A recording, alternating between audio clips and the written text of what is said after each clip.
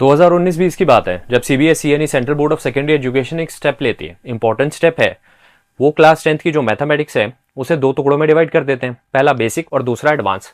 Advance उन बच्चों के लिए जो 11th-12th में ऐसी स्ट्रीम लेना चाहते हैं जिसमें मैथ्स है, चाहे वो साइंस, अगर आप फिजिक्स केमिस्ट्री मैथ्स लेना चाहते हो, या फिर कॉमर्स विद मैथ्स हो, या फिर आगे कोई भी डेटा एनालिटिक्स में या फिर कंप्यूटेशन में जाना चाह रहे हो। आप सभी को पता है कि मैथ्स बहुत इंपॉर्टेंट होती है। और अगर इवन गवर्नमेंट एग्जाम्स की बात करूंगा तो उसमें भी बहुत 99% ऐसे एग्जाम्स हैं जहां पे मैथ्स आती है। किसी में हल्की फुल्की आएगी, किसी में ज़्यादा आएगी, कुछ ऐसे हैं जिनमें नहीं आती, बट मोस्टली में आती है। अच्छा, बेसिक उनके लिए जिन्हें मैथ्स में ज़्यादा इंटरेस्ट नहीं है। क्यों? क्योंकि वो जो बर्डन था उसे ऑफसेट करना था कि अननेसेसरी जिन बच्चों को मैथ्स में उतना इंटरेस्ट नहीं है, एटलीस्ट उनको टेंशन नहीं होनी चाहिए उस चीज़ के लिए, तो इसलिए वो बेसिक में आ गए। अच्छा, इन दोनों का जो सिलेबस था बेसिक और एडवांस का वो सेम था, बट जो लेवल ऑफ डिफिकल्टी था उसमें डिफरेंस था। जो आप एडवांस की बात करोगे तो उसमें डिफिकल्टी लेवल था वो ज़्यादा था और बेसिक में कम था। बट सीबीएसई ने ऐसा किया क्यों? अगेन वही सिंपल चीज़ कि आप वो स्टूडेंट्स को यानी अननेसेसरी प्रेशर से ना गुजरना पड़े। जो आपका काम का नहीं है एटलीस्ट उसके लिए आप टेंशन ना लो। बट क्या आपने बेसिक और एडवांस के क्वेश्चन पेपर देखे हैं क्या? डिफरेंस होता है लेवल में, बट मैं ये नहीं कह सकता कि जमीन आसमान का अंतर है। और फिर आपको पता है कि इंडिया का जो एजुकेशन सिस्टम है उसकी हालत कितनी बेकार है। और जो सिलेबस है, ऑल दो अगर मैं एनईपी 2020 की बात करूं, न्यू एजुकेशन पॉलिसी, उसके जो ऑब्जेक्टिव थे कि हमें एक्सपीरियंशियल लर्निंग पे ज्यादा फोकस करना है, क्रिटिकल थिंकिंग पे ज्यादा फोकस करना है, प्रैक्टिकल एजुकेशन पे ज्यादा फोकस करना है, डाइवर्सिफिकेशन करना है, तो इसलिए वो एक स्टेप था। अच्छा, मैं इस बारे में आज बात क्यों कर रहा हूं? क्योंकि सीबीएसई अब ये विचार कर रही है कि जो उन्होंने मैथ्स के साथ किया ना वो सोशल साइंस और साइंस के साथ भी करे। और 2026-27 से ऐसा कहा जा रहा है कि जो 9th और 10th के स्टूडेंट्स हैं वो एडवांस और बेसिक में चूज कर सकते हैं, यानी सोशल साइंस और साइंस के लिए भी। बट क्या ये स्टेप सही है? अगर मैं जो उन्होंने पहला स्टेप लिया था मैथ्स की बात करूं तो उसका जो आउटकम आया ना वो कुछ खास अच्छा नहीं आया है। चलो आपसे एक सवाल पूछता हूं, जिन स्टूडेंट्स ने बेसिक मैथ्स ली थी या फिर जिन्होंने एडवांस मैथ्स ली थी, क्या ऐसे सारे ही बच्चे ऐसे थे कि जिन्होंने अपनी मर्जी से ली थी? कुछ सर्कमस्टांसेस भी होते हैं, कुछ सिचुएशंस भी होती हैं। समझाता हूं। देखो, अगर मैं रूरल एरियाज की बात करूं, वहां पे जो स्कूल्स हैं, अगर उनमें ऐसे बच्चे हैं जो मैथ्स में ठीक हैं, एटलीस्ट उनका इंटरेस्ट है मैथ्स के अंदर और वो एडवांस मैथ्स लेना चाहते थे, बट क्योंकि उन्हें सही गाइडेंस नहीं मिली, टीचर्स नहीं थे टाइम पे, और जो एजुकेशन मिलनी चाहिए थी, जो पर्सनल अटेंशन मिलनी चाहिए थी वो नहीं मिली, और इतने पैसे हैं नहीं कि भाई वो कोचिंग जा सके। कोचिंग से याद आया, अगर आप ये जो डिवाइड क्रिएट किया गया है ना एडवांस और बेसिक का, इसकी वजह से कोचिंग इंडस्ट्री ज्यादा बढ़ती जा रही है। और जो एक स्टेप लिया है सीयूटी का उससे भी, क्योंकि एनईपी में तो ये था ना कि हमें जो कोचिंग कल्चर है उसे खत्म करना है, बट कोचिंग कल्चर खत्म होने की बजाय वो तो बढ़ रहा है। जो स्टूडेंट्स अफोर्ड नहीं कर सकते वो क्या करेंगे? वो तो बेसिक ही ले लेंगे। अच्छा, एक बार बेसिक ले लिया आपने तो उसके बाद आप 11th में वो स्ट्रीम नहीं ले सकते हो जिसमें मैथ्स हो, या फिर ऐसी स्ट्रीम, मान लो सब्जेक्ट आपको कॉमर्स विद मैथ्स लेना था, बट आपको मैथ्स मिलेगी नहीं। क्यों? क्योंकि आपके पास बेसिक थी, तो आपका वहीं डिसाइड हो गया।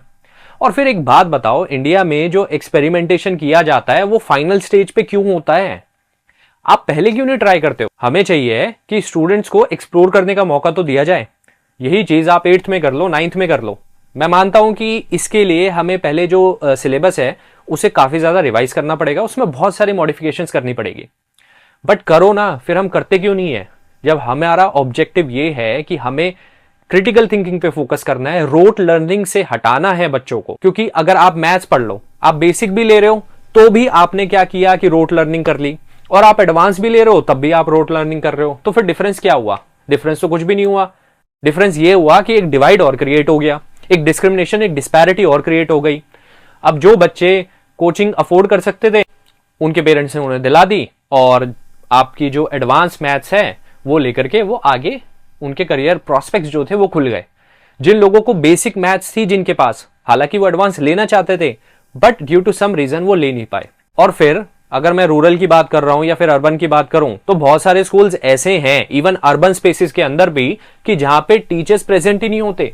स्ट्रेंथ बहुत है टीचर्स की बट आ नहीं रहे हैं, एब्सेंट रहते हैं, प्रॉक्सी लगा देते हैं, क्लास में पढ़ाई नहीं हो रही है, तो फिर कहां से? और फिर इन चीजों का मतलब क्या रह गया बेसिक और एडवांस का? एग्जाम्पल से समझते हैं इस चीज को। मान लो फॉर एग्जाम्पल दिल्ली का केस ले लेता हूं मैं। दिल्ली में एक पार्ट ऐसा है जहां स्कूल में पूरी स्ट्रेंथ है और बच्चे अच्छे से पढ़ रहे हैं, टीचर्स भी टाइम पे आ रहे हैं, अच्छे से पढ़ाई हो रही है, स्ट्रेंथ भी ज्यादा है टीचर्स की और स्टूडेंट्स की भी। एक ये पार्ट हो गया।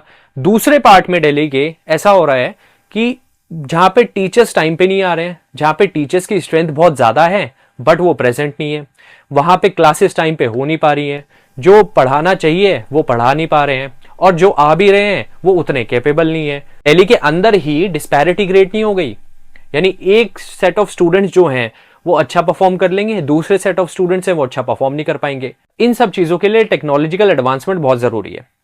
अगर आप साइंस की बात करो, लैब्स होनी चाहिए, बहुत सारे स्कूल्स में लैब्स भी नहीं है। इवन बहुत सारे अर्बन एरियाज की बात कर रहा हूं, रूरल को तो आप भूल ही जाओ, गांव के जो स्कूल्स होते हैं उन्हें तो भूल ही जाओ, अब ऐसे शहर के स्कूल्स में भी है जहां पे ये सारी चीजें हो रही हैं। तो हम क्या एक मोबाइल लर्निंग सेंटर्स नहीं लेकर के आ सकते, यानी कोई ऐसा सेंटर क्रिएट कर दे जहां पे सारी फैसिलिटीज अवेलेबल हो और जो स्कूल्स के बच्चे हैं वो वहां आकर के सीख पाए। मोबाइल लर्निंग सेंटर आपने बना दिया, इसे अब एक ही स्कूल नहीं यूज करने वाला, क्योंकि यहाँ पे रिसोर्स पूलिंग होगी। डिफरेंट स्कूल, सपोज करो 4 स्कूल 5 स्कूल मिल करके उसमें अपने बच्चों को पढ़ा पा रहे हैं।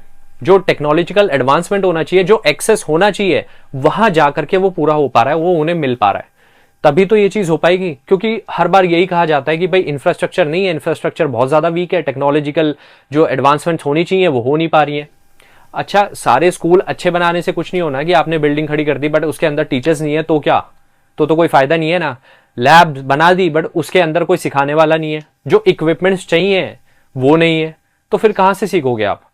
तो इसलिए ऐसे हम मोबाइल लर्निंग सेंटर्स बना सकते हैं, क्योंकि हर स्कूल के अंदर एकदम से जो इंफ्रास्ट्रक्चर है पहुंचाना वो मुश्किल होता है। वो भी पॉसिबल है बट उसके लिए पॉलिटिकल विल चाहिए, जो कि मिसिंग है। तो एटलीस्ट हम ये इनोवेशन लेकर के आ सकते हैं, इससे हमारा काम बन सकता है। और दूसरी चीज कि हमें एजुकेशन पे ध्यान देना पड़ेगा। एनईपी जब इंप्लीमेंट हुआ तो उसके बाद आप सभी को पता है कि एनसीईआरटी जो बुक्स हैं उसमें बहुत सारी रिविजन्स हुई, उनके करिकुलम में चेंज हुआ काफी ज्यादा, बहुत सारे जो चैप्टर्स हैं, टॉपिक्स हैं, उन्हें ऐड किए गए, कुछ में डिलीट करे गए, तो इस पे भी काफी ज्यादा डिबेट चलती रही।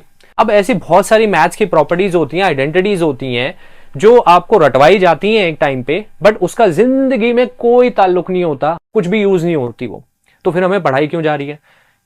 ये तो मैथ्स की बात थी। ऐसे आप साइंस की पकड़ लो, सोशल साइंस की ले लो, या ऐसे जितने भी, अच्छा जनरल नॉलेज एक ऐसी चीज है कि आई थिंक 5th 6th में स्टार्ट होती है, अलग अलग स्कूल में स्टार्ट कर देते हैं, उसमें रटवाते रहते हैं, ये क्वेश्चन ये क्वेश्चन ये क्वेश्चन, उसके बाद पीछे आंसर दे देते हैं और इनका टेस्ट ले लेते हैं।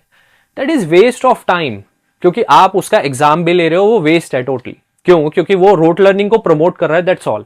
को चाहिए कि आप रियल लाइफ इश्यूज को इंटीग्रेट कर पाओ। जैसे मैंने कहा कि भाई गवर्नमेंट स्कूल है रूरल एरिया के अंदर, विलेज के अंदर, तो वहां पे अगर मैथ्स में हम इंटीग्रेट कर दे मैथ्स के सॉल्यूशंस को, या मैथ्स की प्रॉब्लम को हम इंटीग्रेट कर दे हमारे रियल लाइफ इश्यू से। सपोज करो कि एग्रीकल्चर का कोई इश्यू है, उसे हम कनेक्ट कर रहे हैं साइंस से, उसे हम कनेक्ट कर रहे हैं सोशल साइंस से, उसे हम कनेक्ट कर रहे हैं मैथ्स से। तो अगर हम ऐसे करेंगे तो शायद बच्चे समझ पाएंगे। अभी क्या होता है कि मैथ्स की बुक में अगर मैं सरफेस एरिया वॉल्यूम की बात करूं तो उसमें क्या होगा कि आपको 2-3 क्वेश्चन दे देंगे एग्रीकल्चर यानी लैंड से रिलेटेड, या रिवर के क्वेश्चन, या टाइम एंड डिस्टेंस के, ऐसे कुछ क्वेश्चंस होते हैं। बट वो क्वेश्चन सिर्फ रोड लर्निंग को प्रमोट करते हैं। क्यों? क्योंकि उस लेवल पे बच्चों का इंटरेस्ट उतना नहीं होता। अगर आप उन्हें सिखाओगे ही नहीं तो फिर वो सीखेंगे कहां से। मैं सबके लिए तो नहीं कह रहा ऐसा, बट ये मान लो कि अगर आपके एक क्लास के अंदर 40 बच्चे हैं तो 40 में से ऐसे कितने ही हैं जो बहुत ज्यादा डेडिकेटेड हो करके और बाहर के रियल लाइफ इश्यू से कनेक्ट कर पाते हैं? बहुत ही कम होंगे ऐसे। तो हमें चाहिए कि सबको ये सिखाना पड़ेगा कि हम मैथ्स के जो हम पढ़ रहे हैं उनका एक्चुअल यूज क्या है। ये हमें बाद में नहीं पता चलना चाहिए, ये हमें साथ के साथ पता चलना चाहिए कि आपने कुछ पढ़ा दिया और 10 साल बाद उसका यूज आ रहा है। आप पढ़ाओ और उसी के साथ उसे कनेक्ट करो, तभी तो समझ पे आएगा। फील्ड विजिट होगी तो कितना अच्छा रहेगा। सोशल साइंस हो गया या फिर साइंस के लिए हो गया, या फिर अगर आप क्रॉप मैनेजमेंट की बात कर रहे हो तो एटलीस्ट एग्रीकल्चरल लैंड जो होते हैं उन पे विजिट तो होनी चाहिए। और अगर अर्बन स्पेसेस की बात करो तो वहां पे बहुत सारी ऐसी प्रॉब्लम्स निकल करके आ जाएंगी जहां पर आपको मैथ्स की जरूरत होगी, जहां पे आपको शायद ट्रिग्नोमेट्री की जरूरत हो, जहां पे आपको ये सरफेस एरिया की जरूरत हो। तो ऐसा होता है कि हमें स्कूल के अंदर प्रैक्टिकल एजुकेशन को प्रमोट करना पड़ेगा। उसके लिए मैंने कहा कि हमें जो रियल लाइफ इश्यूज हैं उनको कनेक्ट करना पड़ेगा, उन्हें इंटीग्रेट करना पड़ेगा, तभी तो पढ़ाई मजेदार बनेगी। इंटरैक्टिव सेशन होना चाहिए ना। बट हम क्या करते हैं, बीच में ऐसा हुआ भी था कि बोर्ड हटा दिए थे 10th में, होम बोर्ड कर दिए थे, बट उसका रिजल्ट कुछ अच्छा निकला नहीं, तो दोबारा से बोर्ड पे लेकर के आ गए। अब बोर्ड में भी यही है कि पूरे साल आप पढ़ते जाओ, लास्ट में आकर के मार्क्स आएंगे। मुझे लगता है ये सिस्टम बेकार है। पहले ऐसा था कि जो कॉन्टिन्यूअस कॉम्प्रिहेंसिव इवैल्यूएशन था, वो कॉन्सेप्ट अपने आप में बहुत अच्छा था, बट वो ढंग से इंप्लीमेंट नहीं हो पाया। क्यों? क्योंकि अगर आप पूरे साल बच्चों को देखोगे, ऐसे इंटरेक्टिव सेशन होंगे, डिस्कशन हो, डिबेट हो, और कुछ प्रोजेक्ट बेसिस पे काम करें, फील्ड वर्क हो, ऐसी चीजें हो ना, तो क्या होगा, उनके बेसिस पे अगर बच्चों को ग्रेड दिए जाएं तो शायद एक अच्छा आउटकम निकल करके आए। बट कुछ लोग ये कहेंगे कि भाई इन सब के लिए मैन पावर चाहिए, रिसोर्स चाहिए। बात ठीक है आपकी, बट वो करेगा कौन? गवर्नमेंट ही तो करेगी। अगर वो स्टेप ही नहीं लेगी, सिर्फ बोलते ही रहेंगे कि 10 साल में एक चीज लेकर के आ रहे हो, तो उसका क्या फायदा? ठीक है, टीचर्स की स्ट्रेंथ नहीं है, उतने बच्चे अफोर्ड नहीं कर सकते, तो फिर कम से कम हम पीयर टू पीयर लर्निंग को तो प्रमोट कर सकते हैं। हफ्ते में कोई एक आधा दिन ऐसा होना चाहिए, या फिर हर दिन कुछ मिनट ऐसे होने चाहिए, कुछ टाइम ऐसा डेडिकेटेड होना चाहिए कि जहां पे सारे स्टूडेंट्स एक दूसरे की मदद करेंगे।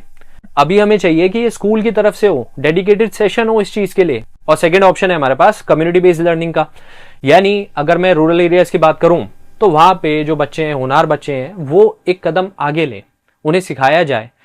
एक तो मैंने कहा कि भाई जो रूरल प्रॉब्लम्स हैं उन्हें इंटीग्रेट करके आप सिखाओ चीजों को। दूसरा, वो भी स्टेप लें और एक दूसरे को पढ़ाए। एक स्टूडेंट जो कि पढ़ाई में अच्छा है, उसको ये प्रमोट किया जाए, उसे एनकरेज किया जाए कि आप दूसरे स्टूडेंट्स की भी मदद करो, ताकि वो भी पीछे ना रहे और सब लोग साथ मिलकर के पढ़ें। और इससे आउटकम भी बहुत अच्छा आने वाला है।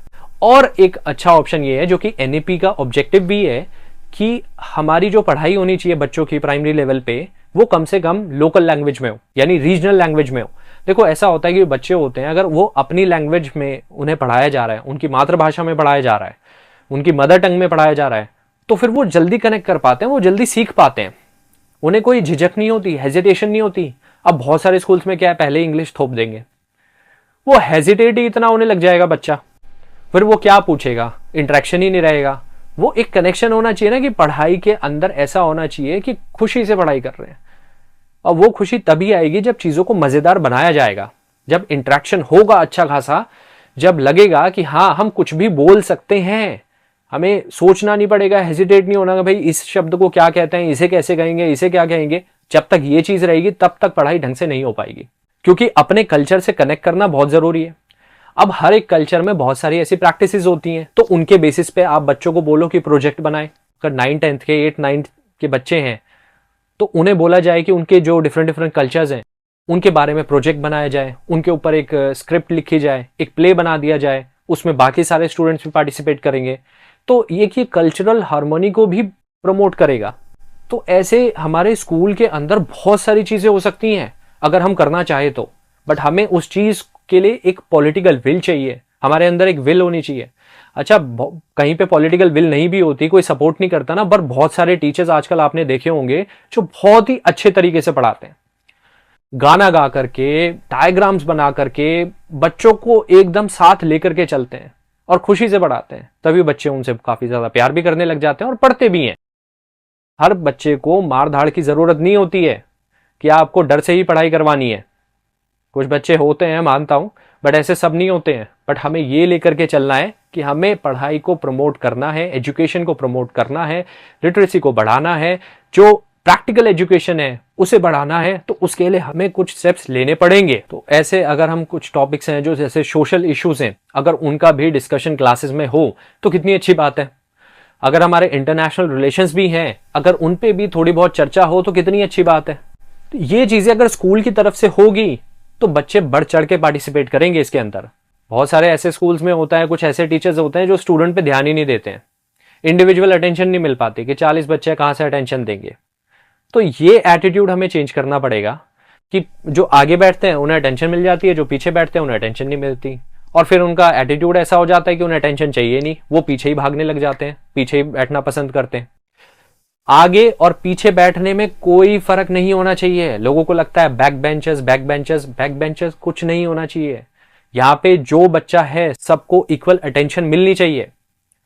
मैं ये नहीं कह रहा कि भाई आप कैसे दोगे, बट आप जरूरी नहीं है ना कि सिर्फ हर बार हर दिन हर क्लास में आप सिर्फ कुछ जो सिलेक्टेड स्टूडेंट्स हैं उनसे ही डिस्कशन, उनसे ही सवाल जवाब पूछे जा रहे हैं, बाकी सबको निगलेक्ट किया जा रहा है कि नहीं भाई कुछ तो आता ही नहीं है।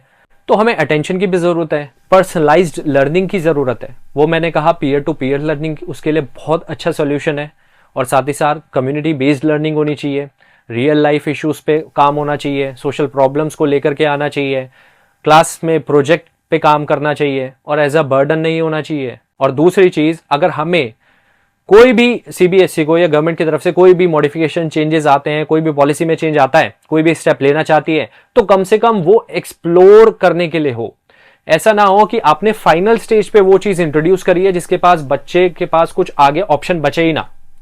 ऐसा नहीं होना चाहिए। आप उस चीज को पहले इंट्रोड्यूस कर दो कि हाँ, अगर उसे वो समझ में नहीं भी आ रहा है, मार्क्स कम आए, तो एटलीस्ट ये हो कि वो इंप्रूव भी कर सके अगर उसका इंटरेस्ट है, और अगर नहीं हो पा रहा, उसका इंटरेस्ट नहीं है, तो वो छोड़ सके और डिफरेंट कुछ ले सके।